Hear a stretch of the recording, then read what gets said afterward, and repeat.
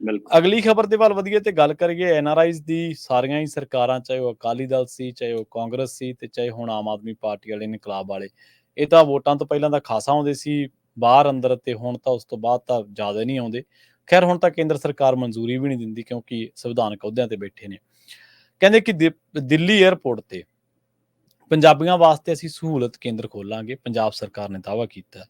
ਕੀ ਇਹ ਸਵਾਲ ਵਾਜਬ ਆ? ਤੁਸੀਂ ਦੱਸ ਦਿਓ ਜ਼ਰੂਰ ਕਿ ਦਿੱਲੀ ਏਅਰਪੋਰਟ ਤੇ ਤਾਂ ਚਲੋ ਸਹੂਲਤ ਕੇਂਦਰ ਖੁੱਲ ਜੂਗਾ, ਚਲੋ ਚੰਗੀ ਗੱਲ ਆ, ਵਧੀਆ ਉਪਰਾਲਾ ਹੈ, ਪਰ ਕੀ ਅਸੀਂ ਅੰਮ੍ਰਿਤਸਰ ਜਾਂ ਮੋਹਾਲੀ, ਚੰਡੀਗੜ੍ਹ ਏਅਰਪੋਰਟ ਲਈ ਵੀ ਉਨੀਆਂ ਹੀ ਪੈਰਵਾਈਆਂ, ਉਨੀਆਂ ਹੀ ਪੇਸ਼ਬੰਦੀਆਂ ਕਰੀਏ? ਜੀ ਦੇਖੋ, ਫਿਲਹਾਲ ਤਾਂ ਦਿੱਲੀ ਏਅਰਪੋਰਟ ਚੱਲ ਰਿਹਾ। ਜੀ ਜੀ।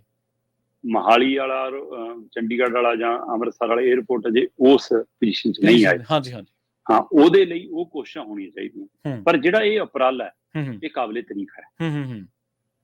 ਹਾਂ, ਮਤਲਬ ਇਹਨੂੰ ਸਮਝੋ ਇੱਕ ਐਂਗਲ ਤੋਂ ਜੀ। ਕਿ ਜਦੋਂ ਮੈਂ ਇਸ ਖਬਰ ਨੂੰ ਨਜ਼ਰਸਾਨੀ ਕਰ ਰਿਹਾ ਸੀਗਾ, ਹੂੰ ਮੈਂ ਦੇਖਿਆ ਕਿ ਪੰਜਾਬ ਸਰਕਾਰ ਨੇ ਫੈਸਲਾ ਕੀਤਾ ਕਿ ਦਿੱਲੀ ਏਅਰਪੋਰਟ ਦੇ ਉੱਤੇ ਅਸੀਂ NRI ਪੰਜਾਬੀਆਂ ਦੇ ਲਈ ਇੱਕ ਸਹੂਲਤ ਕੇਂਦਰ ਖੋਲਾਂਗੇ। ਜੀ ਜੀ।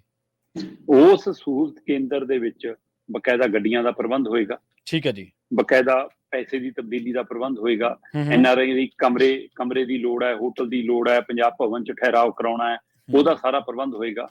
ਹੋਰ ਛੱਡੋ, ਹੈ ਨਾ, ਉਹਨਾਂ ਨੂੰ ਕੋਈ ਮਤਲਬ ਫਲਾਈਟ ਲੈਣ 'ਚ ਦਿੱਕਤ ਆ ਰਹੀ ਹੈ, ਕੋਈ ਕਨੈਕਟਿੰਗ ਫਲਾਈਟ ਦੀ ਦਿੱਕਤ ਆ ਰਹੀ ਆ, ਕੋਈ ਸਮਾਨ ਨੂੰ ਲੈ ਕੇ ਦਿੱਕਤ ਆ ਰਹੀ ਆ, ਕਿਤੇ ਰਹਿਣ ਸਹਿਣ ਨੂੰ, ਖਾਣ ਪੀਣ ਨੂੰ ਲੈ ਕੇ ਦਿੱਕਤ ਆ ਰਹੀ ਹੈ, ਜਾਂ ਹੋਰ ਕੋਈ ਮਸਲਾ, ਉਹ ਸਾਰੇ ਮਸਲਿਆਂ ਦਾ ਹੱਲ ਖਾਸ ਕਰ ਪੰਜਾਬੀ NRI ਭਰਾਵਾਂ ਦੇ ਲਈ ਉਹ ਪੰਜਾਬ ਸਰਕਾਰ ਵੱਲੋਂ ਖੋਲ੍ਹਿਆ ਗਿਆ ਸਹੂਲਤ ਕੇਂਦਰ। ਬਕਾਇਦਾ ਤੌਰ ਤੇ ਪੰਜਾਬ ਦੇ ਮੁੱਖ ਮੰਤਰੀ ਭਗਵੰਤ ਮਾਨ ਹੋਰਾਂ ਦੇ ਹਵਾਲੇ ਨਾਲ ਇੱਕ ਖਬਰ ਨਿਕਲੀ ਕਿ ਵੀ ਅਸੀਂ ਫੈਸਲਾ ਕਰ ਲਿਆ ਕਿ ਦਿੱਲੀ ਦੇ ਇੰਦਰਾ ਗਾਂਧੀ ਅੰਤਰਰਾਸ਼ਟਰੀ ਏਅਰਪੋਰਟ ਦੇ ਟਰਮੀਨਲ 3 ਦੇ ਉੱਤੇ ਅਸੀਂ ਸਹੂਲਤ ਕੇਂਦਰ ਖੋਲਣ ਜਾ ਰਹੇ ਹਾਂ ਜੀ।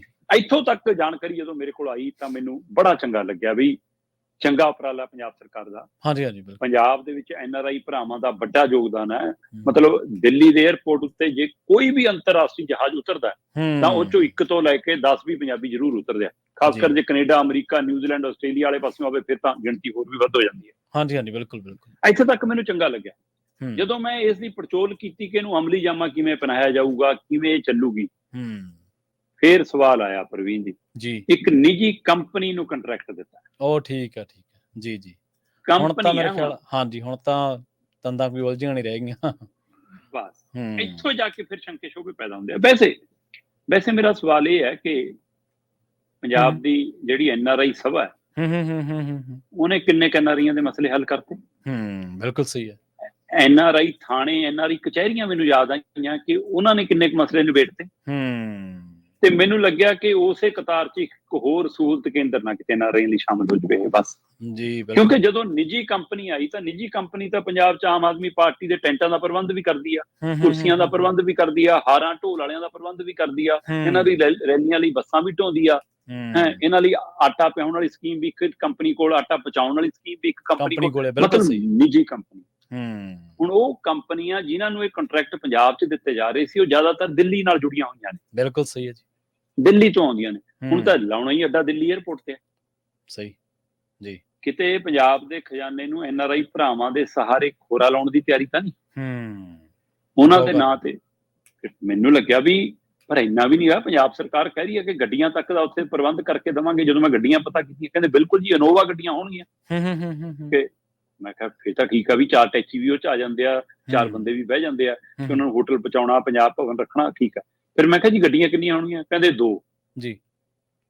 2 ਇਨੋਵਾ ਗੱਡੀਆਂ ਦਾ ਪ੍ਰਬੰਧ ਕੀਤਾ ਪ੍ਰਵੀਨ ਜੀ। ਫਿਰ ਤਾਂ ਉਹੀ ਕੰਮ ਹੋਊਗਾ ਕਿ ਪਿੰਡ 'ਚ ਵੋਟ ਵਾਲੇ ਦਿਨ, ਸਰਪੰਚ ਵਾਲੇ ਦਿਨ ਬੇਬੇ ਨੂੰ ਬਿਠਾ ਕੇ ਤਾਂ ਲੈ ਜਾਂਦੇ ਨੇ, ਵੋਟ ਪੈਣ ਤੋਂ ਬਾਅਦ ਬੇਬੇ ਲੱਭਦੀ ਰਹਿੰਦੀ ਹੈ, ਭਾਈ ਜਿਹੜੇ ਲਿਆਏ ਸੀ ਮੈਨੂੰ ਛੱਡਿਆ, ਉਹ ਕੋਈ ਛੱਡਣ ਵਾਲਾ ਕੋਈ ਨਹੀਂ ਲੱਭਦਾ। ਬਿਲਕੁਲ ਸਹੀ ਹੈ ਜੀ। ਸੋ 2 ਗੱਡੀਆਂ ਹਾਲ ਤਾਂ ਹੋਊਗਾ।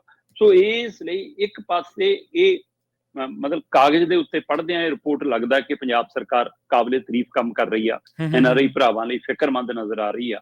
ਪਰ ਜਦੋਂ ਮੈਂ ਨਿੱਜੀ ਕੰਪਨੀ ਦੀ ਇਨਵੋਲਵਮੈਂਟ ਦੇਖਦਾ, ਹੈ ਨਾ, ਇਹਨੂੰ ਠੇਕਾ ਆਧਾਰਿਤ ਸਕੀਮ ਦੇਖਦਾ, ਤਾਂ ਮੈਨੂੰ ਲੱਗਦਾ ਕਿ ਇਹ ਫਿਰ ਪੰਜਾਬ ਦੇ ਖਜ਼ਾਨੇ ਨੂੰ ਇੱਕ ਹੋਰ ਨਵਾਂ ਬੋਰਡ ਲਾ ਕੇ, ਤਖਤੀ ਲਾ ਕੇ ਲੁੱਟਣ ਦੀ ਤਿਆਰੀ ਆ। ਇਹ ਜਾਂਚ ਦਾ ਵਿਸ਼ਾ ਜੀ। ਬਿਲਕੁਲ।